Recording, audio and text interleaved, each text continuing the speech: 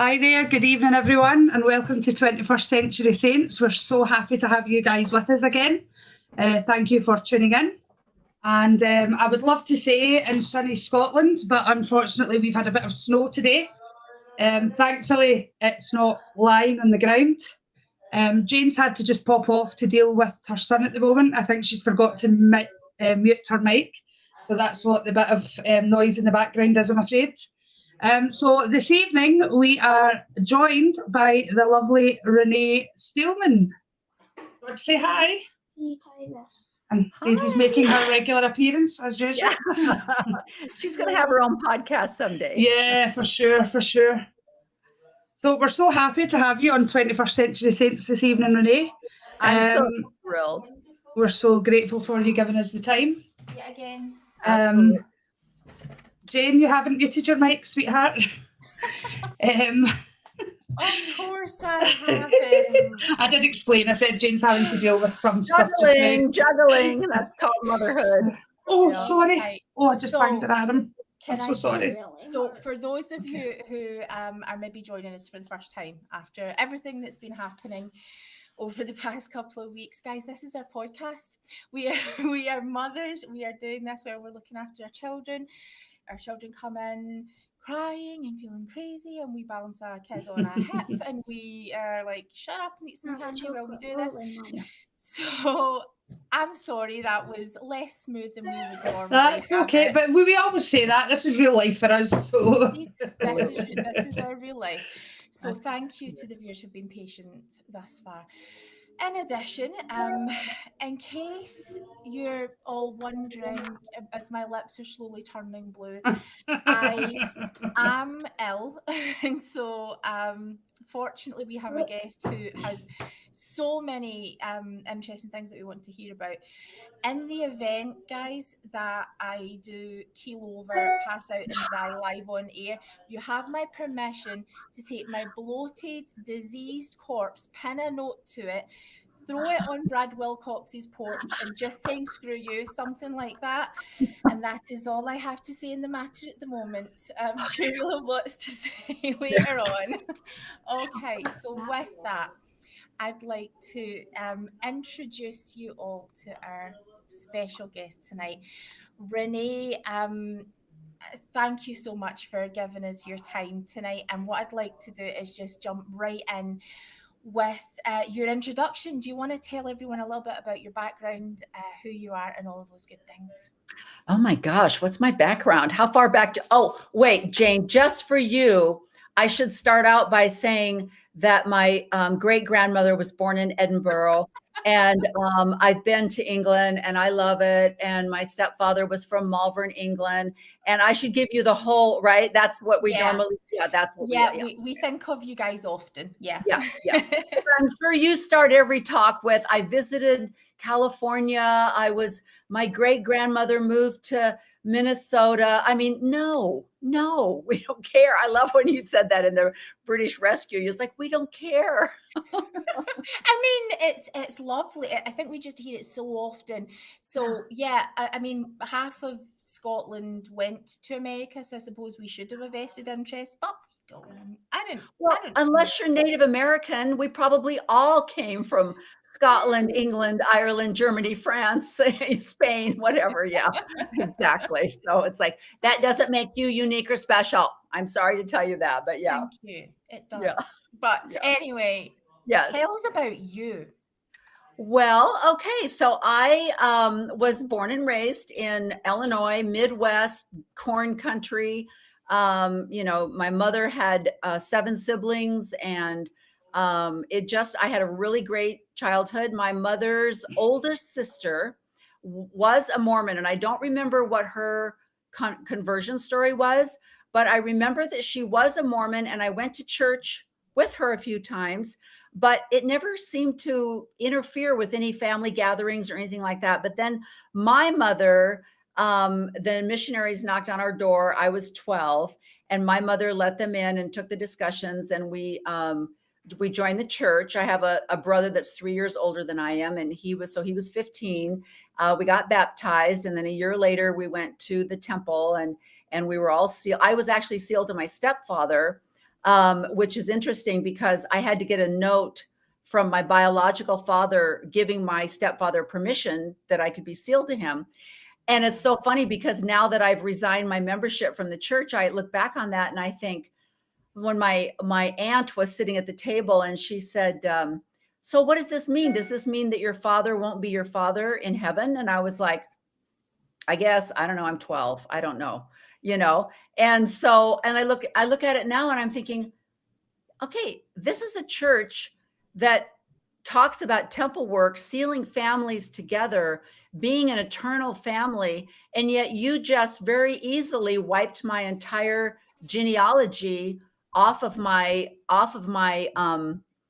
my life. And I was now attached to this man that I've only known for 3 years, that I am not biologically related to at all, who was a very good man. I loved him. But, and so when I started doing temple work, I did work for the Barclay side of the family because those are my people. And so it's just very interesting how as you grow up and what I did as a child and my belief systems, and it wasn't until last year, oh, thank you, COVID, when we all kind of took a break and we, that I started hearing things and like Elena, I was like shocked.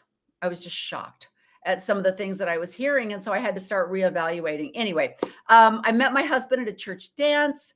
He already had his mission papers in. He was heading to Indiana to serve his mission. I had already joined the United States Navy. So I was due to go active duty in January. So we knew that even though we had just met and we started dating, that we were going to say goodbye in a few months. So right before he left on his mission, he said, well, I'd like to get you something before I go. Is there anything that you'd like? And I'm like, well, I'd kind of like a pre-engagement ring, and because that in the 70s, pre-engagement rings, that was the thing, So we went into a jewelry store and he stood over with the jeweler and watched a football game that was on. That was a red flag. I should have known right then that there would be no more jewelry in my future. But anyway, so he and the jeweler had a great conversation and I was with another jeweler and I'm like, to see the pre-engagement rings. And so, so we were kind of officially engaged when he left on his mission and we wrote back and forth. And then right before he came home you served in the Navy. Yes. Now this makes total sense to me because one of my dearest friends also was a Marine, and she has that same, I can now recognize that same steely, determined focus. It totally makes sense that you served in the Navy. Yeah, so I can see that. Yeah. Okay, so so now he's returned from his mission. So he was just about to come home, and I said to him, "Look, I can come home for 30 days. I can take a 30-day leave. So I can come home. We can date for 30 days, but then I'm going back to Japan, or we could get married." And he was like, "Okay." So that was my romantic proposal. Okay. So anyway, it was funny because his mission president actually wanted him to extend his mission, and he was going to, because that's the type of person he is. He's just a total Enneagram 2 service people pleaser. And so he was going to do it. And it took the mission president's wife to go, "Elder Steelman, aren't you engaged to get married?" And he was like, "Yeah." And he's like, "Well, then maybe you should go home." And so he was like, "Okay." So yeah. A wise woman. Yeah.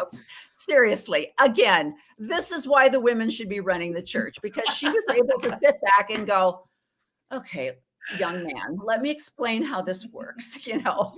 So speaking of Brad Wilcox, I mean, I love the women. We all got it right. We all already know how it works, and the men have no clue, so they need the priesthood. So in the meantime, but let's put those people who don't know what they're doing in charge, and the people that do know what they're doing. Which anyway, sounds like a tight plan to me. Yeah. Yeah.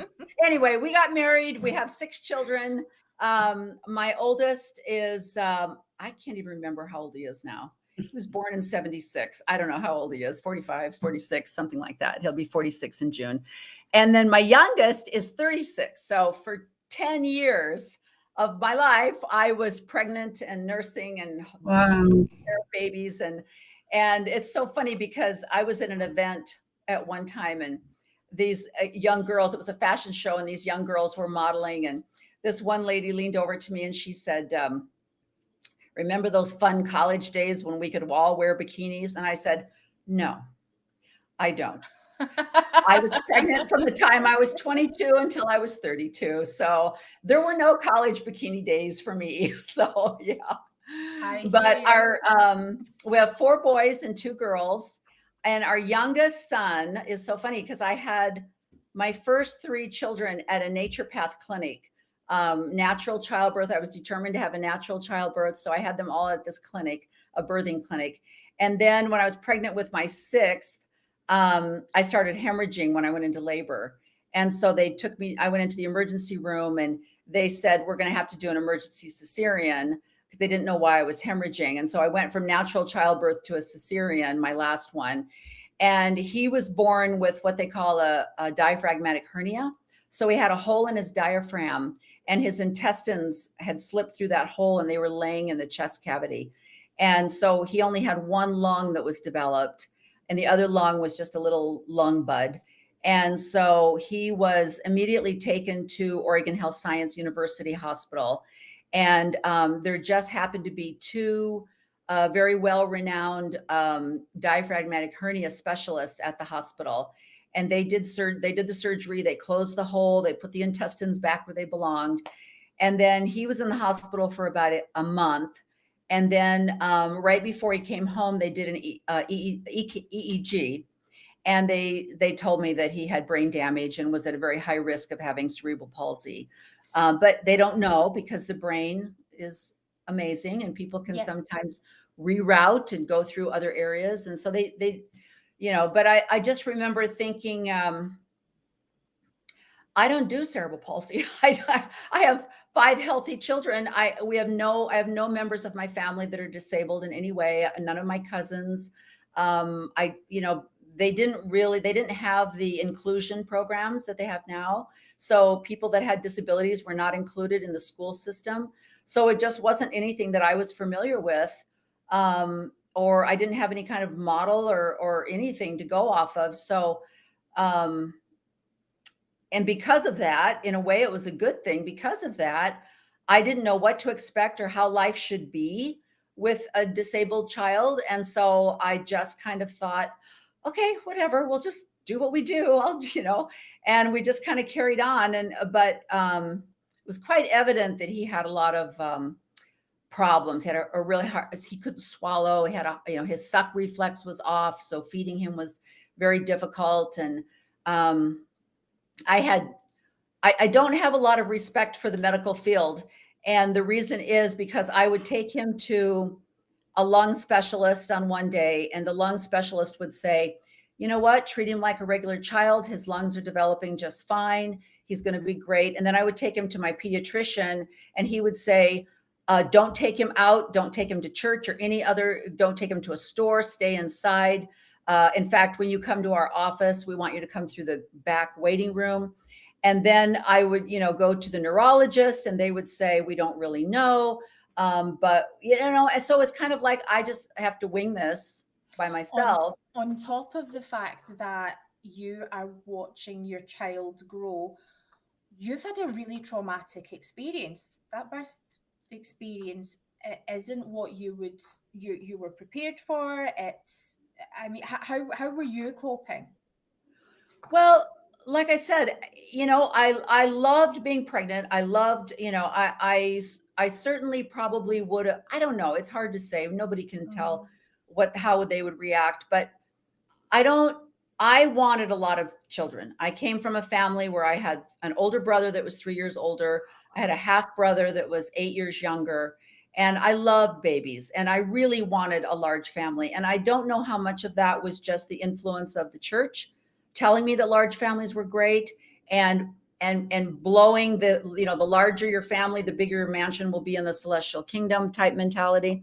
I don't know I don't know if that was part of my desire to have a large family. But I loved my puppies, just having these puppies, you know. But those darn puppies grow up. And by the time my youngest was born, my oldest was 9. And 9, I think, is when they start, they're not quite as cute as they were before because they start talking back. You know, how old is your babe, Elena? She's almost 9. Yeah. I mean, they start. Well, I hear you preach it. Yeah. Start laying out their clothes for them and telling them what you're going to do, and they start going, "I don't want it," and you're like, "Wait, no, what? No, that's not how this works. Mommy's in charge of all this," you know. And he has a lot of issues himself. He has attention deficit hyperactive disorder. So, you know, I've got a baby on one hip, and then I've got the kindergarten teacher calling me and saying he's kicking everybody on the playground. And, this was the best part. We had, I can't even remember how old TJ was, but we had the school call and they said, your son's out on the playground and he won't come in the school.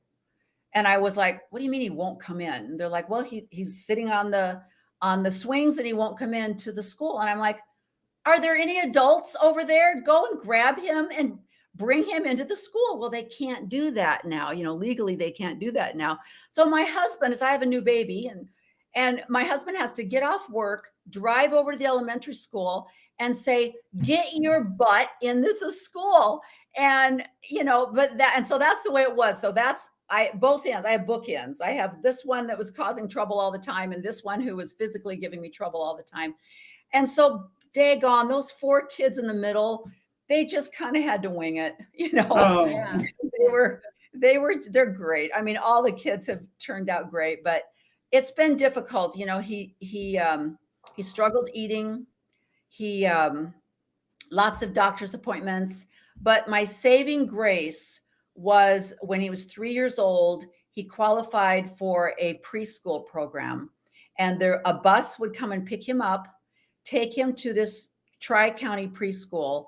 And then he was there like regular school hours from like 7:30 in the morning till 3:30 in the afternoon. So when he was 3, then I could finally go back to some kind of, like, I could go over to the school and help out with my other kids, or I could go exercise or go out to lunch with my friends and stuff like that. So he, you know, I don't know what they do in the United Kingdom, but in America, people with disabilities can stay in the school system until they're 21. So from the time he was 3 until he was almost 21, a school bus, you know, he was on the same school hours as my other kids. So I had these, you know, 5 or 6 hours during the day that I could pretend like I had a normal family, a normal, you know, but we moved from the state of Oregon to the state of Washington in September of his 21st year. And then because there was only a few months left in the school system, they said, okay, he's done. So he was 21 and we had just moved, and I was kind of looking at him and he was looking at me, and I was like, and he would wake up every morning and he would say, bus, bus, bus, because he loved to go to school.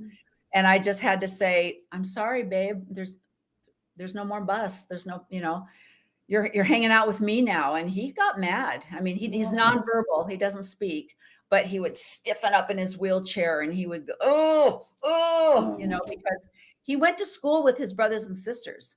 I mean, he was in the high school with his brothers and sisters. And then because of that, their peers would include him in and high five him during the day. And he loved going to school. And so it was really, Donnell says I'm in Washington State. It was hard. It was really hard. And it became harder because this the oldest child that I spoke of, he got married. The woman that he married has some issues. Who knows what they are? But she was married before and had a child. She had abandoned that child, and that child lived with his father. And then when my oldest grandson was 8 months old, she abandoned them. And so he was left with my son, who had a job. So guess, you know, so Grandma. here comes grandma. So now I'm raising an 8-month-old. So it's just, you know, it's been interesting. And what happened because of that was I started to build up a lot of resentment towards my husband, towards I don't know, when you have a lot of resentment, you just kind of turn into a negative person. And so anytime I would hear anybody complain about anything, I was like, oh, you know, too bad, you know, and I lost a lot of empathy. And Yeah. I don't like that. I don't like that. That's instead of it turning my heart the other way, when my kids were all little and I was overwhelmed, I became very bitter and resentful because my husband has always served in high leadership in the church. So he went from being an assistant to the president on his mission. He came home from his mission. We went back to Japan and he was put in the branch presidency at 22 years old. So I, from the time that we were married, I was sitting in those pews by myself. And he went from that into bishopric callings, stake presidency callings. Plus he had a job. And so he worked 16 hours a day with his job. Then he would go do his home teaching. Then he would serve in some kind of church calling. And I'll never forget, right before we retired, I was sitting in the chapel. My husband was sitting on the stand, of course. And I was sitting there with my grandson and my son in a wheelchair. And the stake president was visiting, and he stood up and he said, you know, I look out and I think, doggone it, if TJ Steelman can come here every Sunday, I don't have any excuse for not being here every Sunday. And I thought, how do you think TJ Steelman gets here? I mean, completely invisible. I was completely invisible in this whole operation. And I just had so much resentment that when I started hearing the truths about how of the church, and especially with Joseph Smith and Emma, because I had read Mormon Enigma in the 80s. And I just remember reading about what Emma Smith did, buried her babies, carried babies, you know, across when they're moving from Kirkland to Nauvoo, was pregnant when Joseph Smith was killed, trying to run the home as a hotel, feeding other people, making quilts to try to get money, trying to be a good, supportive wife. And I related to her. I thought, why don't we hear about Emma? Nobody talks about Emma and what that woman did for the restoration of whatever supposed restoration of this gospel that God put in. Nobody talks about what these women did.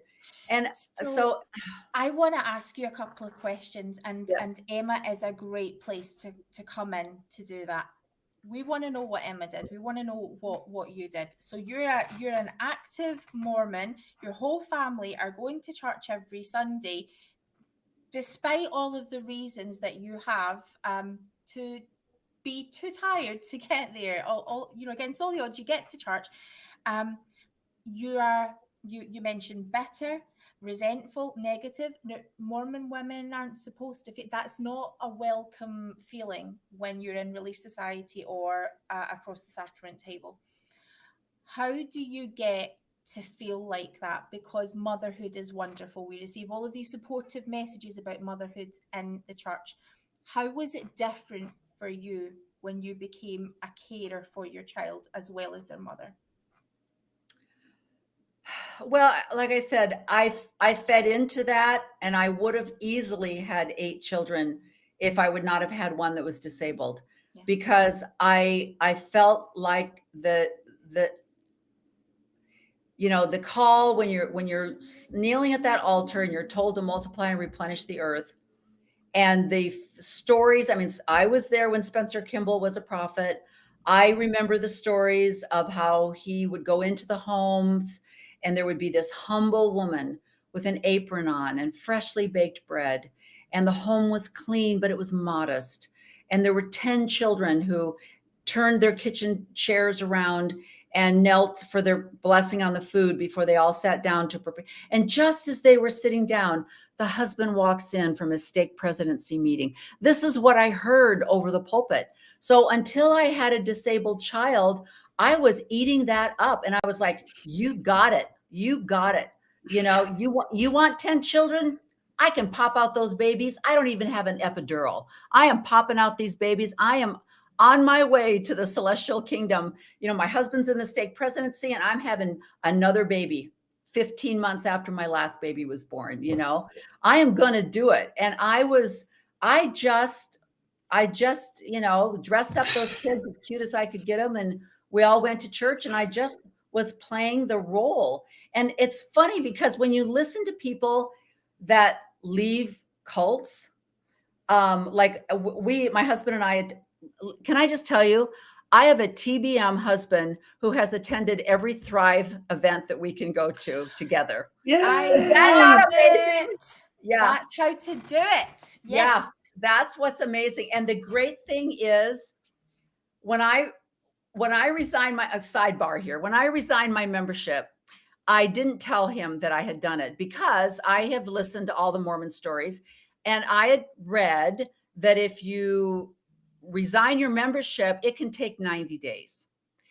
You know, but if you go to the bishop, it'll happen sooner. Well, I didn't want to go, Elena, like kind of what you were saying, and Jane, I know you just mentioned something, but I didn't want to give a man any kind of authority to take away my membership. If I was going to leave the church, I'm going to do it on my own. And you don't get to tell me whether I can be a member or not a member. So I chose to resign myself. So I hadn't said anything to him. Well, lo and behold, it only took 30 days and I hadn't had a chance to tell him yet. And he went to church and the bishop, again, thank heavens for COVID because I have a disabled child. So even when they started meeting again, I'm like, oh, I can't go. Sorry. You know, I'd love to, but I can't. You know, I have this medically fragile child. So yeah, he and I are going to keep back. So my husband was at church and the bishop came up to him and said, oh, I got the paperwork for Renee's resignation. He was like, what? And I was like, oh my gosh. So he was a little upset. But this is the way a man who loves his family handles it. He said to the bishop, I need to talk to somebody. Is there somebody you can recommend that I can talk to? And the bishop gave him the name of a counselor that he had sent a lot of people to in the ward. And I happen to know who she was because I have a really good friend who's going through a divorce, and she had been talking about her, and she sounded like an amazing counselor. And so he ended up on his own making an appointment and going and talking to her. I didn't even know that he had done this. And this woman is, she's about my age and she's still active, but she's very progressive. And so she was able to say to him, do you love your wife or do you love her because she's a member of the church or do you love her? And he said, I love her. And she said, okay, well then let's start talking about you and her and what you have and the wonderful things about your marriage that have nothing to do with the church. Like you have these 6 wonderful children. You're retired now. You live in a state where there's sunshine. Why on earth would you dissolve a marriage over something like a difference in religion? And he was like, oh, okay. All right. Oh, so that is so him. Now at this point, I feel like we know him. Oh, okay. Yeah. I mean, that because parents of married or partnerships of disabled children, parents of disabled children, statistically don't make it. That's right. So if you add into that the fact that you have this massive amount of there is now a tension there. There's a sort of pulling away from something to somewhere else. Right. Statistically, you guys didn't stand a chance. So the fact that he is so willing to just go for it, just start making things happen, putting the work in, that's beautiful. Yeah. But let me tell you, Jane, I don't know. I mean, who knows? Who knows? Because every marriage has its ups and downs. And, one of the other problems that the church has is the false teaching that David O. McKay never had a cross word with his wife, that, the prophet never argues with his wife, that Emma always went along with everything Joseph Smith wanted, supported him. They never go to bed on an angry word. They never go to sleep on an angry word. So I remember hearing that from my parents and things, and I'm like, come on, that's not real life. Yeah, and the resentment that I had towards his devotion to his religion, even before I was questioning the truth of the religion or not, we had a lot of fights. And there were a few times when I took off and said, look, if I'm going to take care of these kids by myself, then I'm going to do it by myself, because you're just another kid I have to take care of. You're just somebody else causing stress in my life. So, and I resented the fact that he got to get up every day. He got to get up every Sunday and shower and get himself cute and tie his little tie and walk out the door. That was it. And I had 6 kids, and one of them was in a wheelchair. And when he was born, my husband was in the stake presidency, and we were living in Portland at the time. We were living in a downtown ward, which struggled because a lot of times these urban wards, were right in the middle of downtown, and there was a lot of problems going on. And the stake president that we had was all wrapped up in himself. And so even though I'm in one hospital, my baby's in another hospital, my husband's going to every stinking meeting he was supposed to go to. And it was, and never even crossed anybody's mind that that's not where he should be, that maybe he should be in the hospital with his wife. And so I had a lot of resentment. But one of the clinkers about having a large family with a wife that doesn't have any job skills. I mean, I was a photographer in the Navy. That's not going to get me anywhere, so it's not even like I learned a job skill even in the military, Yeah. Can I just ask you a quick question? Just that's came to mind, just when you're talking there about, you were resentful, that he was at all the meetings and things. I'm just wondering, did that have any impact on your children? Like, have they voiced anything? Because I've mentioned this before about, my brother especially, who is very resentful to the church. He's been out for a long, long time, but he's quite resentful because of the time his dad was away from him because of being a bishop, church meetings, things. So I'm just curious to see, like, did that have any effect on your children, or were they okay? Why it didn't is because my husband really modeled what a good provider is. Okay. And my son is working, when my husband sold the company, my son works there at the company. And so he's kind of doing the same thing his dad did. And so what my husband modeled was that, even though you just got home from work and you just fell into bed and you've just put in a 12-hour day, you just got a phone call that there was a train wreck and they need a crane. And you get out of bed and that's what you do. Okay. And so they love and respect him for his work outside of the church, because it was construction. It was a very manly job. And so my second son wanted nothing to do with construction, but he's got that work ethic. So I think it all depends on what maybe they do for a living, or, if their job is based around the church, education system or something. I don't know. Who knows why? Yeah. But no, our kids, my husband is such a good man instinctively outside of the church that my daughters knew what to look for in a husband. Like I remember my daughter coming home one time and saying, gosh, Mom, I went over to Baskin & Robbins where my girlfriend was working, and some guy was really rude to her, and her dad was sitting right there and didn't say anything. And man, I told her, if my dad would have been there, he would have reached over that counter and grabbed that guy, so that's how my girls thought about their dad. And that's what my boys thought about their dad. So it didn't affect them at all. And I think because I am an independent person, it didn't stop me from doing. I mean, it's like, you guys want to go to, Sun River, Oregon? Dad's got a meeting. We're get in the car. We're going to go camping or whatever. So I didn't wait for him to do life. And I think that's a lot of times I hear people say, well, I can't do that. My husband's not home. And I'm like, even better reason to go do that, So I want to come back to Emma again for a moment. Yeah. Why don't we hear more about Emma? And I think there's a really good reason. So we're now speaking more positively about Emma, but we can't turn Emma into a super mother, a superhero, a superwoman.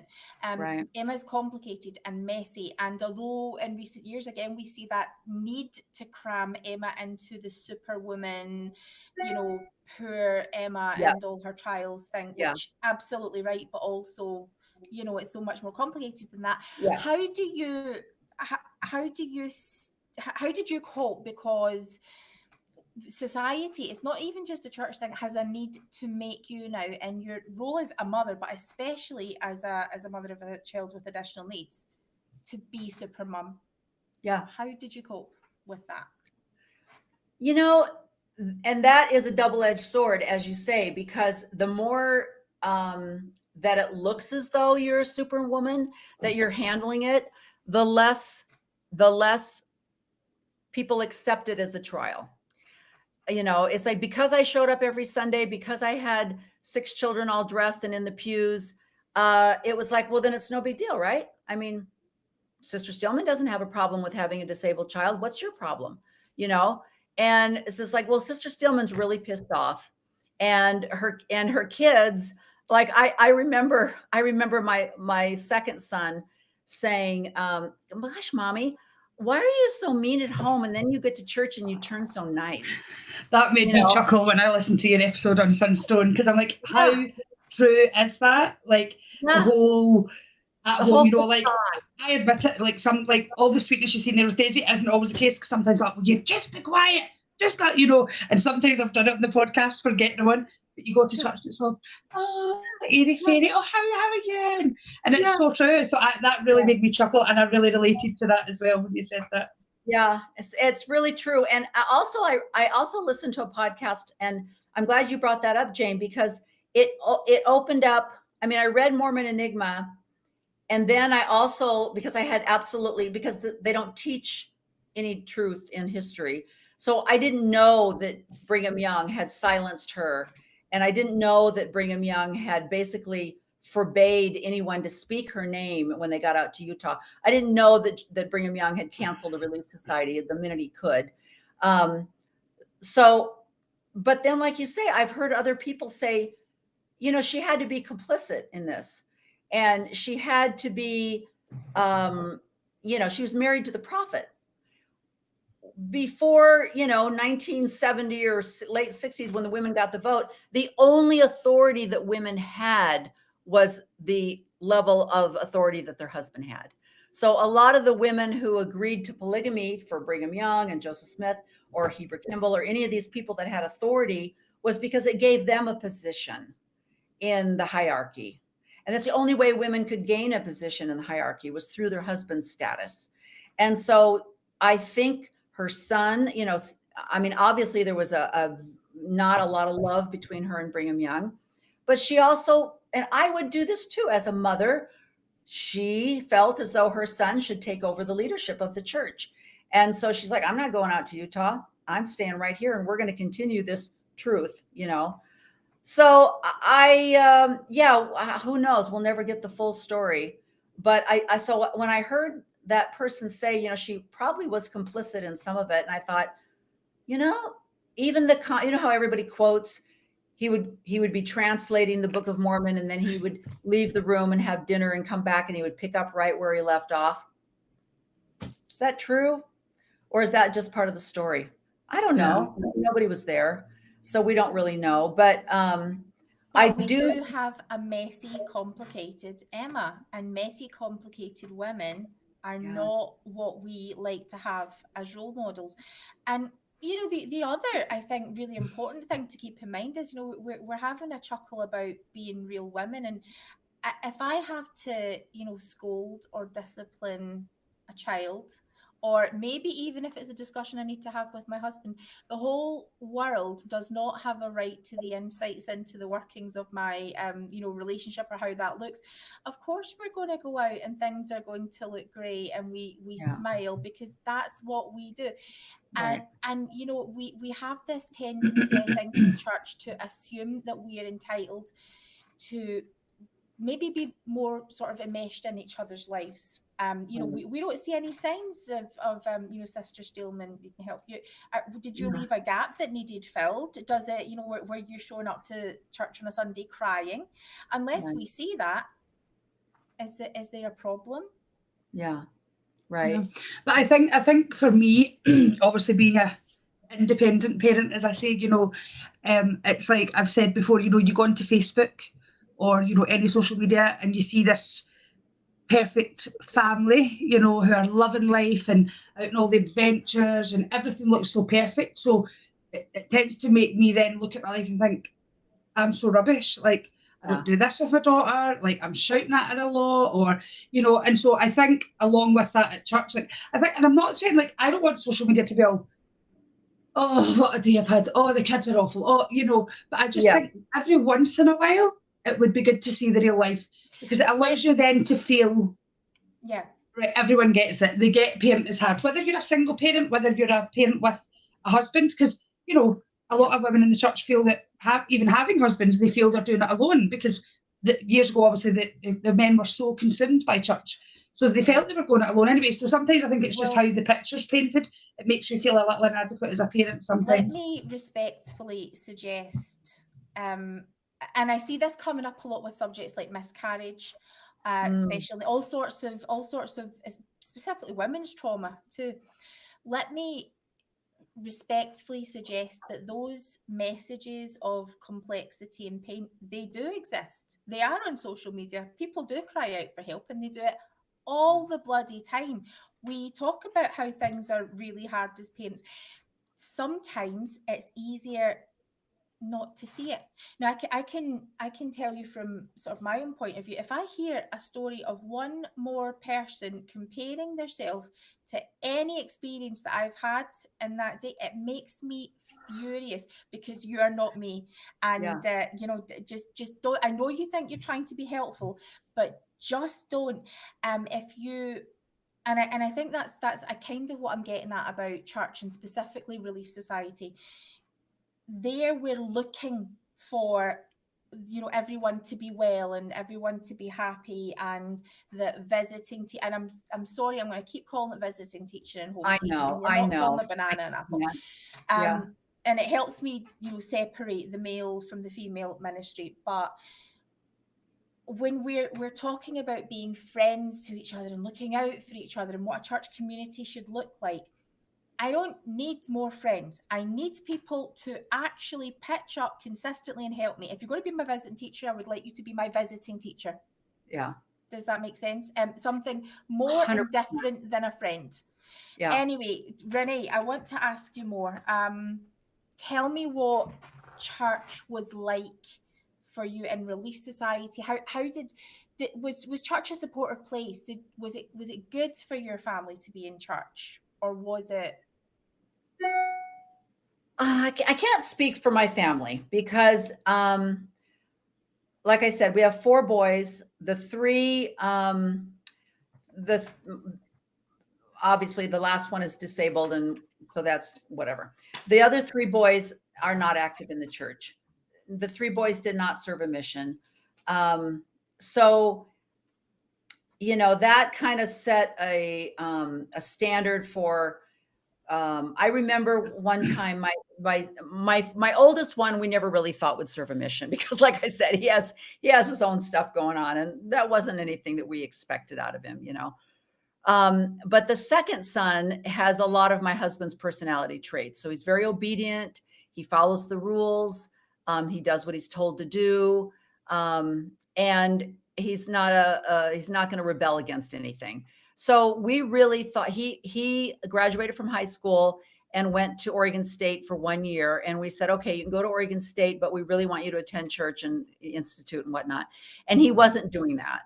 So then, as good Mormon parents, we said to him, okay, well, if you're not going to go to church, then we would like for you to transfer to BYU. And if you don't want to do that, you don't have to, but we're not going to pay for college anymore. And so he was like mad. And I look, you guys, I look back on that now. When I hear you. I had no idea how the college system worked. I mean, my husband never went to college. I never went to college. We just worked, you know, we were that generation, the boomers that just worked, you know. And so I had no idea the difference between a quarterly system, you know, a term system, how credits transferred, a religious college versus a state college. I had no idea. So this kid transfers to BYU. He loses a year of credits. He was basically in an international business program at Oregon State. He's now in a psychology program at BYU because that's the only thing that's going to get him out of there. And so you know, we make him go to BYU. And of course, you can find your tribe wherever you're at, right? So he finds a group of young men who aren't particularly active in the church, but he takes his religious classes. He does everything he's supposed to do because he doesn't want to get kicked out. And he graduates, he walks across the stage, his hair is kind of sticking out of his cap. And I'm like, Preston, they're not going to let you graduate if you don't cut your hair. He's like, whatever. And so he graduates, never crossed the threshold of a church again. He had stopped believing when and this is the same son that called me out on being hypocritical. He also saw the hypocrites at church. He saw the hypocrites at his high school. He saw the boys blessing the sacrament meeting, and he knew what they were doing at school. And he saw those same young men being put in positions of authority in the priest quorum, in the teacher's quorum, in the deacon's quorum. And he was obeying all the rules. But because his last name wasn't Smith and his daddy wasn't the stake president, he wasn't ever put in a position of authority. He was never a deacon, a priest. And he was probably the child at 3 years old stood up in primary and gave a talk, complete poetry. At 3 years old, he recited this whole poem. People stood up, little kids stood up and applauded. It was such an amazing talk. This is an amazing boy. He was never recognized at church. So gone, you know. I want to shout out to the comment that's just come in there about, you know, the youth learn to lie. I was a convert. My teenage son was a convert, and I remember he used to try to tell me about the hypocrisy that he was seeing, and I genuinely thought I was doing the right thing. You know, I was talking about how, you know, people are human and we have a standard in church, and when they fall short of that standard and blah blah blah. And I didn't hear him. I didn't hear the seriousness of what he was trying to tell me. And he, you know, in a tiny ward where there are no one to fill callings, you know, he had callings, but they meant nothing to him because he just saw that he felt like it was just to sort of tick boxes and to look the part. And exactly. That comment, I think it's actually given voice to something that I think that's exactly it. It's he could see that youth are being trained in not being honest. Oh, there's me doing the British thing. Lie. I can't say the word lie. Just briefly, obviously not to make it about me, but that happened to me just quickly. Like, yeah. In one of our youth temple trips, I can't remember for what reason, but this year, because when I was younger, there was a lot more youth in the church. It was very restricted within the stake how many numbers. There was only so many from each ward could go. We had quite a big youth when I was in youth. And without mentioning names, there was this girl who I knew was doing things she shouldn't have been to go to the temple. And here was me who was trying my best and abiding. And so I go for the temple recommend interviews. And I know bishops can only go based on what people tell them, but she got to go and I didn't. And I remember I was so upset because I'm like, I know that I'm doing the things I need to do and she's not, and she's went in and lied. But looking at it as an adult now, you can see possibly why, because I then, as I went on older, began to realise, like, out of fear, like, I can't go in there and tell them that I'm doing this. But I remember feeling at the time, like, I'm really upset and furious that, and I was one of her really good friends at the time, and I said to her, why did you lie? You know, I didn't get to go and you did, but you're you know, and it isn't, and it's because of, I think for me, I remember anyway, fear comes into it a lot, because you're sinning, and you know that fear of what they're going to do to you, or what they're going to say, or the shame, and so sometimes you do tend to not tell the truth, I guess. Absolutely. In fact, this is kind of probably off the subject, but my husband one day, he said to me, what do you tell the stake president when he asks you if you wear your garments day and night? And I say yes. He goes, that doesn't bother you? And I said, no, because I have a handicapped child. And I said, what happened was when he was probably about 2, and I got up 3 or 4 times a night to, if he happened to roll over by accident, I would have to go and roll him back, because he only sleeps on his stomach. I don't know why, but that's his thing. He only sleeps on his stomach. So every time he would accidentally roll over as a child, he would cry, and I would get up. And I said, I have older kids now. My oldest is 9 and 10. I can't be running around in my garments. So, and I'm also not layering up before I go to bed. So if I'm going to start wearing pajamas, I'm not going to wear my garments. So I'm just going to wear my pajamas, so that when I get up in the middle of the night, or I get up to fix breakfast for my kids, I have on modest clothing to be around my boys and stuff. And so I said, that's a very simple thing. I don't know. I'm sound asleep. I don't think I'm sinning when I'm sleeping. So I feel okay answering yes. But he is such an obedient person. He was like, but that's a lie. And I'm like, yeah, but I feel good about it. So I'm just telling you, Oh, this is such a Jane. See, we've had many discussions about this, haven't we? That is a lie. Okay, first of all, we had an incident in Parliament last week, where a Scottish person, funnily enough, was trying to say our Prime Minister lied. Now, this is not about politics, anything like that. This is the fact that in Parliament, you're not allowed to say that someone lied. What you can say is that someone unwittingly misled you. And when that was happening, I just thought it was the funniest thing, because that's the only terminology that I can't say someone lies. That's just not how you didn't mean it. Did you did. Yeah, but again, isn't it up to you how you wear it? It's your because call. you covenanted to it day and night. So it's no, but did we? You. But did we? You wear it day and night? We were authorized to wear it night and day, but if there are reasons why I would not wear, I've worn it day and night for my whole life. That doesn't mean that I have to explain the times that I didn't wear it when I was swimming, that I didn't wear it when I was, having sex, that it was the menstrual blood was so inconvenient that just, nothing was going to be happening. Also, the times that I love that as women, we can just get it said, all of the pain, sort of medically, physically, that happens because of garments. There Amen. are a whole load of reasons why not wearing it. I still feel like I'm keeping my covenant to wear it through my whole life. If I'm wearing it through my whole life, too. I just don't have to explain the details to you, Yeah. And I think that's the interesting part about my whole deconstruction, was there were so many things that I feel like I could look at and go, yeah, that's not true. Like I remember when, like you said, and I said this to my husband, and this is why, another reason why men shouldn't be in charge, or that they don't, it's not that they can't be in charge, but we have 12 apostles. 6 of them could be women, 6 of them could be men. Whether you have the priesthood or not, it's an administrative calling. Okay. We're not laying hands on anybody. It's an administrative calling. But I said to my husband, you don't, like I said, have you ever nursed a baby when milk is coming out of your breast and you're having your period and you're going through menopause and you have yeast infections and you have, bladder, you have all, men don't do that. You don't understand what it's like to live in a female body. So, and he would just shrug his shoulders and go, but that's the rules. Well, yeah. Well, see, this is the thing. If it's the rules to you, though, this is why church. But I never felt guilty, because I knew that wasn't right. I never felt guilty. And that's the key.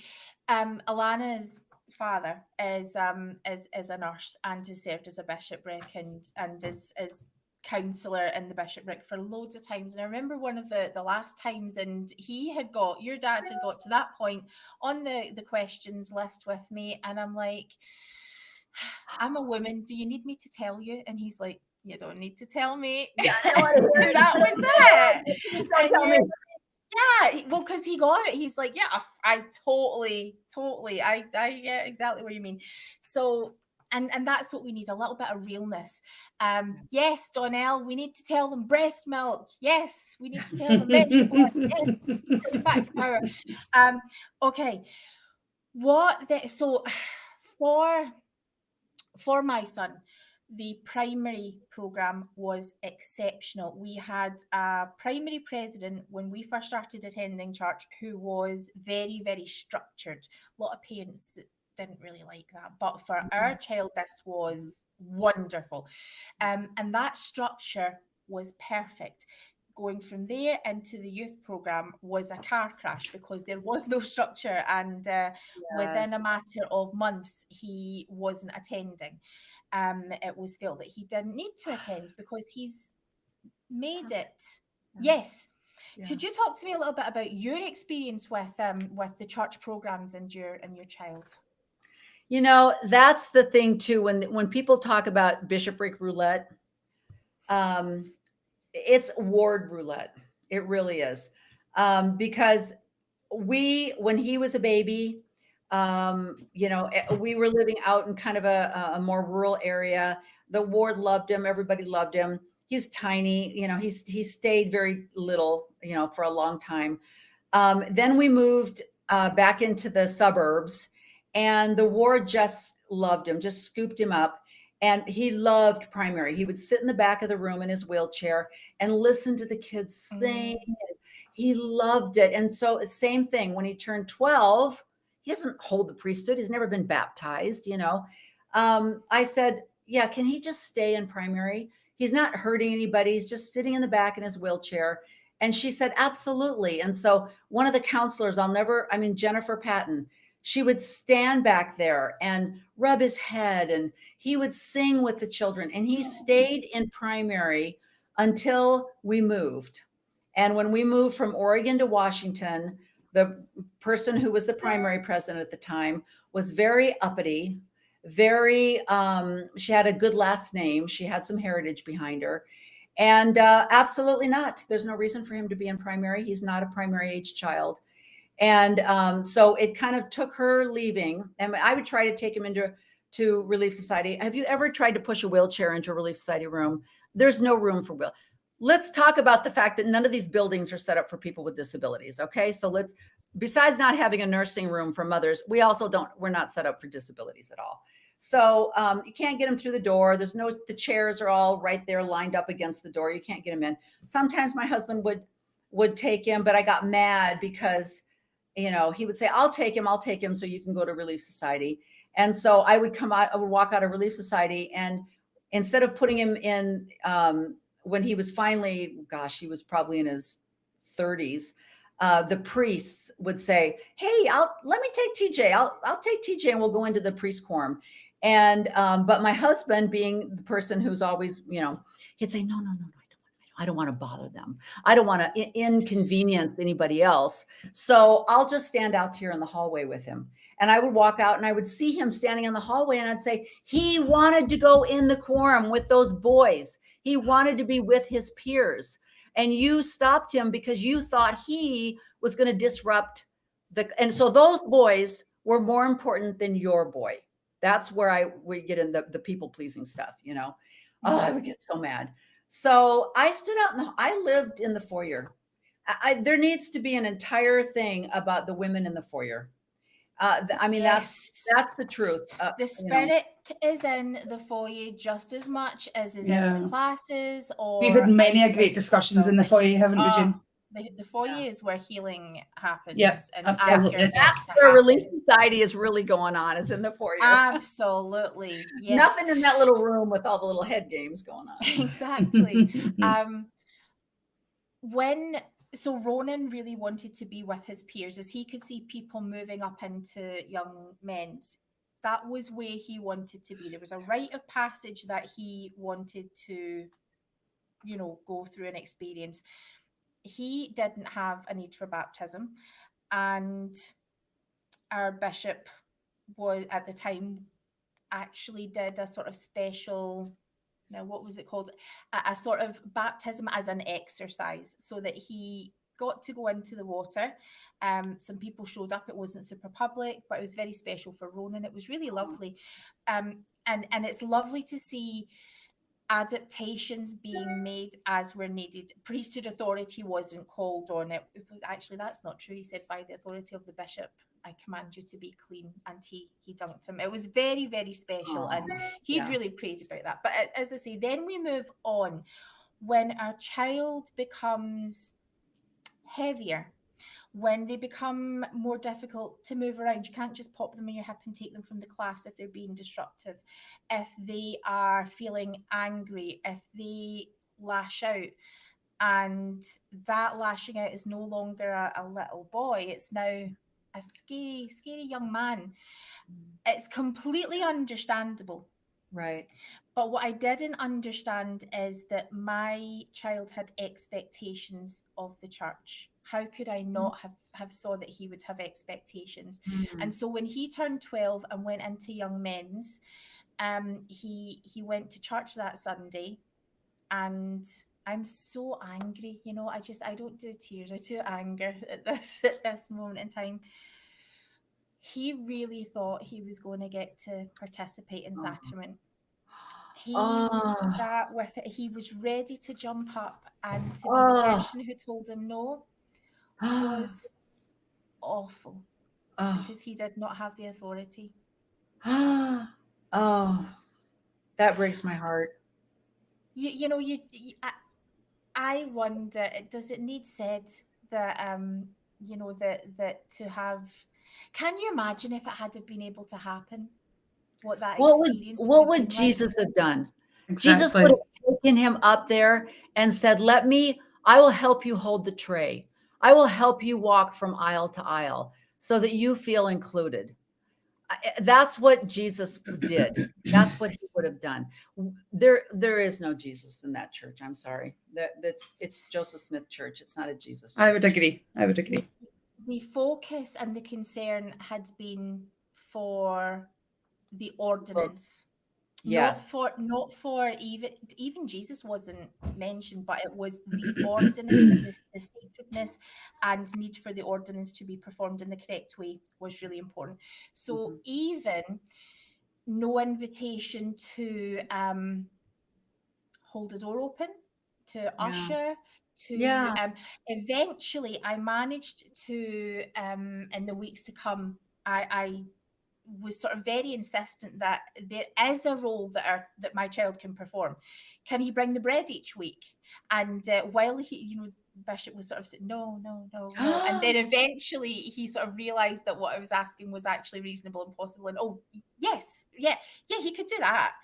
And so that was something that he felt was important, and he did for a long time, until he just, he couldn't be at church. He couldn't be there anymore. So anyway, that was my detour, and I apologize, to talk about some of the things that I've been experiencing. So I want to know, what did you or your son have any expectations of church, and what was that sort of youth period like until he's ready to reach adulthood? And this is the thing about when you said how people say, oh, I know what you're going through, or they think they've lived your life. That's one of the things that I can very easily look at and say, look, every disability has its challenges, and they're different. And cerebral palsy is a spectrum, just like autism is a spectrum.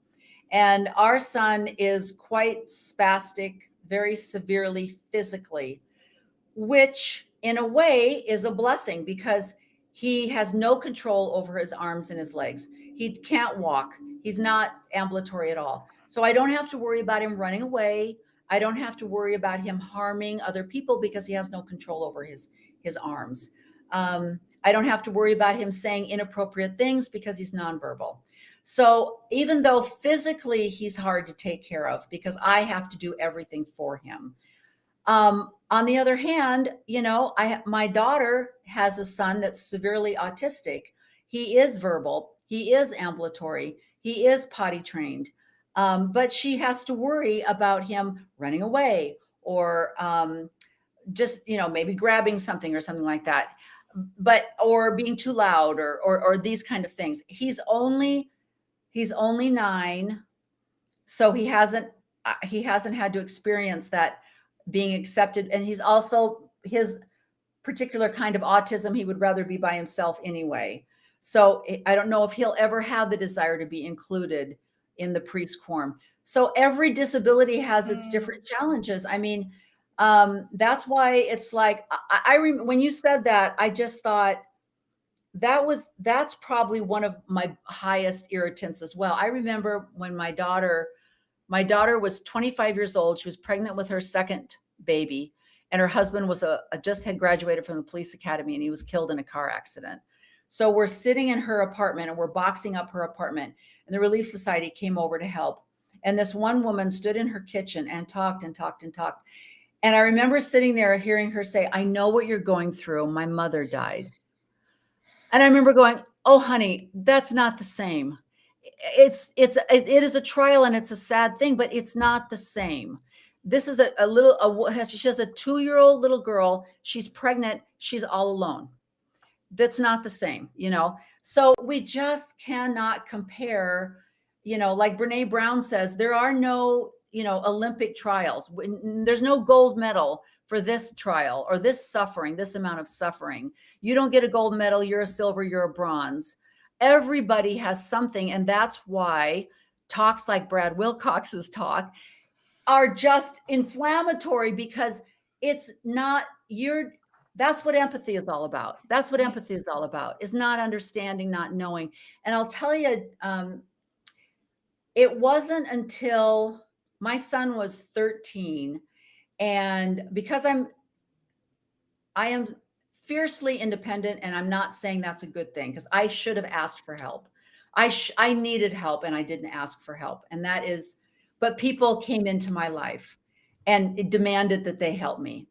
And thank heavens they did. And I didn't even recognize how amazing that was to have that. But I remember when he finally, because a lot of cerebral palsy kids, you'll notice, are usually very thin because they burn a lot of calories. Their bodies are constantly, since it's spastic, they're constantly burning calories.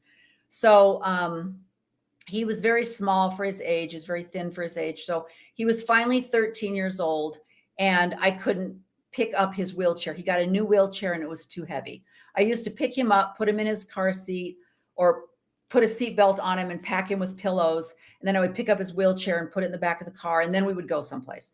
Well, finally, I couldn't do that anymore. So we finally had to decide we need a vehicle that will transport a wheelchair. So we went shopping for vehicles, and they are stupidly expensive.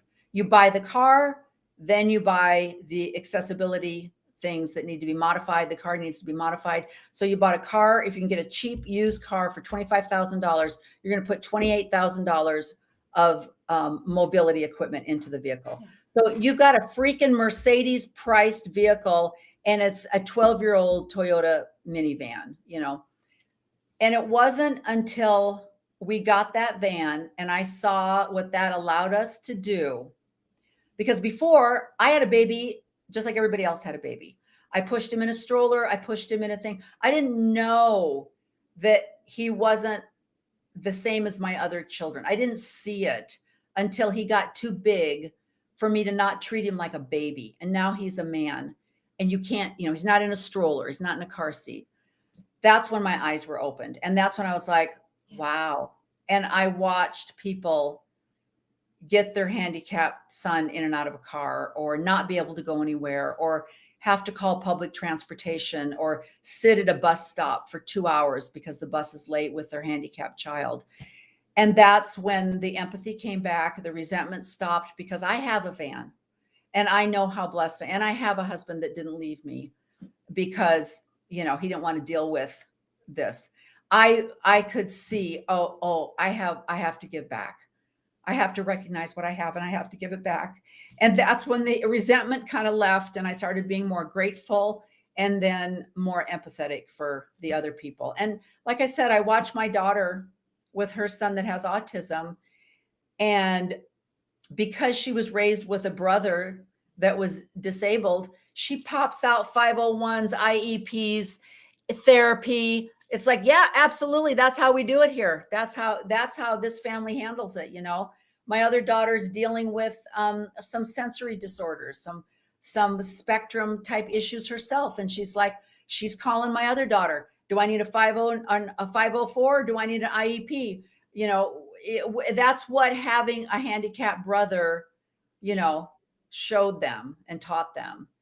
And so, but yeah, I mean, stupid things that people say and things that people in the, I have that beautiful quote that Harold B. Lee, I think he was actually, I don't think he said it originally. I think George Albert Smith said it, but these spirits in the spirit world were so desperate to get a body that even though they weren't worthy, they were willing to come down and take on a body with disabilities or a color of skin. They were willing to have that horrible experience on earth just so they could have a body. And you think, oh, but that was, well, Harold B. Lee was in my lifetime. I remember him, and I remember 2 years ago that President Oaks stood up and said that your place here on earth is based on your spirituality and the preexistence. And I just said, it is freaking 2019. Did you not say, you just said that?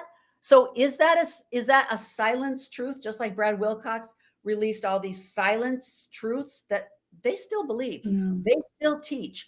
They're just quiet. I'm just going on that, Jane, was it a podcast or something that I was listening to and I called you and I was like quite upset because I'd never heard of this teaching. Was it in Mormon doctrine or something?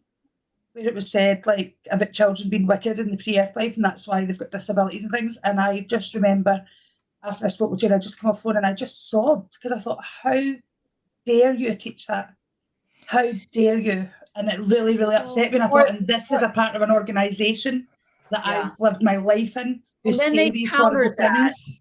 They countered that with, no, you're so special. You were given this child to raise. Mm-hmm. I'm like, really? Because I have a husband that works and we have a house and I'm healthy and all my other kids are healthy. So are you going to tell that single mom living in a subsidized housing with her disabled child that she was so blessed that the God said, let's lay this on you too. You don't have enough going on in your life. I'm going to give you a disabled child that you can't work and take care of a disabled child too. But let's just see how you handle that. Is that really where we're going? There's also, we totally overlook then the fact that there's, genetic components often to disabilities. We totally overlook the fact that, if women are drinking alcohol during pregnancy, it affects it's not a mark of righteousness. Often it's a mark of trauma or other sort of types of things. But I feel, okay, I'm going to go on my high horse here for a moment. Do it. Because there's Go. specific questions that I want to ask in a minute, but I just feel like, so Relief Society set up often teaches us to respond with emotion, to feel a little bit of tears if we're feeling a little bit overwhelmed. Tears don't help. Tears don't help. What really helps is if you feel like you will step up and do something about it. Your action is required a lot more than your tears. And we have expectations as mothers on behalf of our children. Our children have expectations. And as much as the church has its faults, it's uniquely positioned to be able to do something about it. The handbooks give you so much if they would read them. If they would read them, if they would put it into action, it literally keeps telling you, adapt this, special needs child. And by the way, that's not sufficient. The people, when you're writing the handbook, if the last word that you have to say and how you're going to care for your disabled members of your congregation is, oh yeah, you can adapt it, I'm sorry, can you give people something to actually work with? But should it take reading a handbook to have the common sense to Because know? if you don't know, someone giving you ideas will help. That's why we have handbooks to tell you how to do your damn job. And if it's not, Or come to the parents and say, what can I do that's going to help your child to have a better experience at church? That's common sense. You don't need a rule book or a handbook. No one gave me a rule book to be a parent.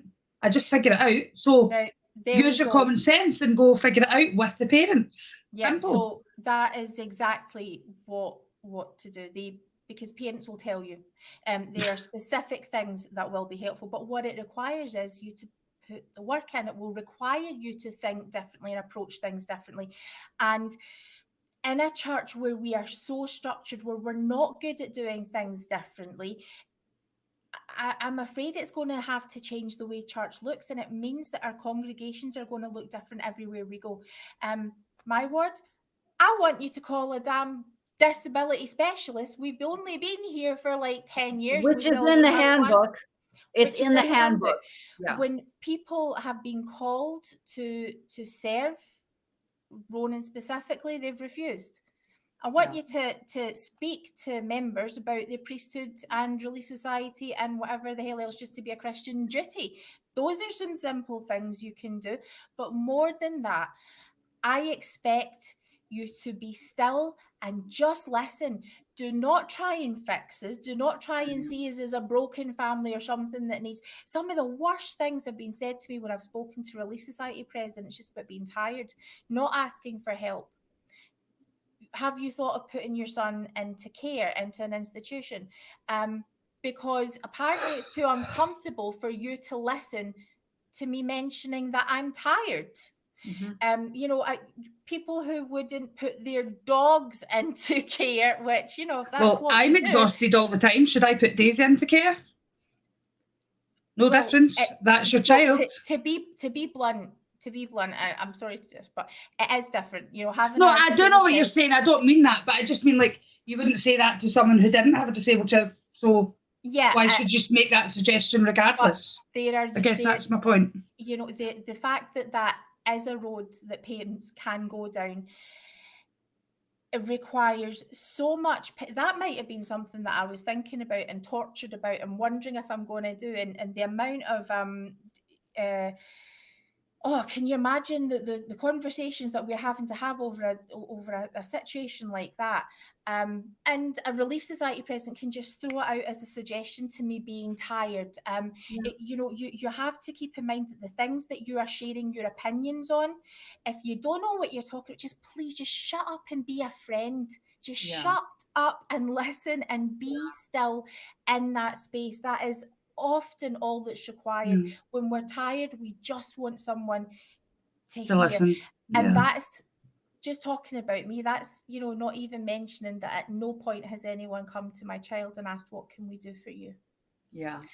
And even if they do, then that's the other thing I hate. I don't know if you guys have the term disabled porn over there, but when people use people with disabilities to inspire us, the other people, like, look, if this guy can ski with two, legs why can't I think of anything? I haven't eaten today. You know what I mean? But it's like, you don't have any excuse because this disabled person can do this. So the disabled porn, that's the other extreme. And I've had so many people say to me, oh, your son has cerebral palsy. I have an uncle that has cerebral palsy. He plays professional golf. And I'm like, not the same. Like I said, cerebral palsy is a spectrum and it's all different. And I went to 2.5 bishops. The reason I say a half is because the last one was my husband. I went to 2 bishops and said, in the handbook, it says you're supposed to call a specialist. Could you call someone to sit in primary with him so that I can go to Relief Society and not sit out in the hallway? They said no. Because they look at me and they go, well, you're doing a fine job. You're taking care of it. We wouldn't want to put somebody else out. But could you please, but also, could you clean the building on Saturday? Yeah, Oh, they okay. called me to funnily Yeah. not as a disability specialist, because that would, mean that other people were being assessed, and that would also mean that you would be bringing that they would be represented in a ward council, which is the way it's supposed to be. But no, I get called to teach Ronan, which is, can I just say, has been one of the privileges of my life to have had that calling. But that is not good enough. That's not the answer. That is That's not not. good enough. Okay. Could you take care of everyone else's disabled child? We're not going to help you with yours, but could you take care of everybody else's? Well, it's also why I know that I'll never be called. They've tried a few times. I'll never be called to primary, because I know that the Lord will not do that to me. So if you're, in the event anyone receives that revelation in my behalf, you can think again, because shut that down. No. Yeah. Talk to me then, Rene, about this journey that you've been on. Talk to me about church and your integrity around your religious beliefs. Well, that was one of the hardest things, was because what my son does is brings out the best in other people. I mean, I see people, and if you want to find humanity, if you think the world is all, completely gone and the apocalypse is happening tomorrow, you need to take somebody in a wheelchair to the mall. People are falling over themselves to open doors for me. And, he brings out the best in people. I have had a Buddhist guy stop me at the park and ask if he could say a prayer for him. I've had crazy evangelicals ask if they could pray over him. And I'm like, sure, go for it. I don't care. I'll take that to the bank. Yeah, go for it. Yeah, whatever. Everybody, we need all their voices, right? But he really does bring, and so people at church love him. They love him. And they'll say, oh, we miss, because his idea of singing is, as loud as he can. It's a little startling. When we first moved into a ward, it's a little startling, especially for the older people that have hearing aids. I get it, Again, my husband was on the stand and I was sitting with him and I let him sing, right? He has every right to sing. When my husband was released and we moved and he's no longer on the stand, and he took him outside. He didn't want to disturb the other people. So that's the thing. That was one of my favourite Sundays, was when Ronan, Jane's child, was there singing his heart out. I loved that. Loved that. Yeah. And it didn't disturb, and even when you looked around, everyone, most folk were smiling. It was making them happy. It was just so lovely. It just, like you said, like Jane will tell you, like, I love being around, Ronan.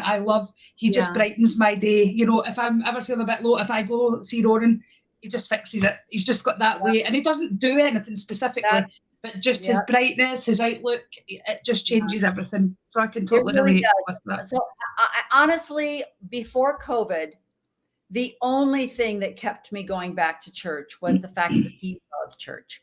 I went to church to take him to church. Yeah. Because he loves the singing. He loves music.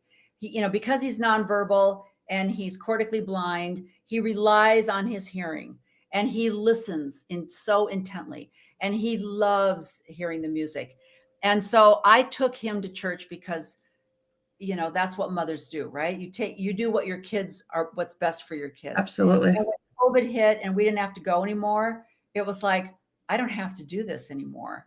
And so then I started Zooming for him so that he could listen to the singing. And so I'm to the point now where I can't even do that anymore, because sometimes the people that say things over the pulpit, and I said, this is just making me angry. There was a lady that got up in testimony meeting about a year ago, and there's a church right next to our church. And she said, when I passed that other church today, and I thought to myself, well, at least they're not atheists.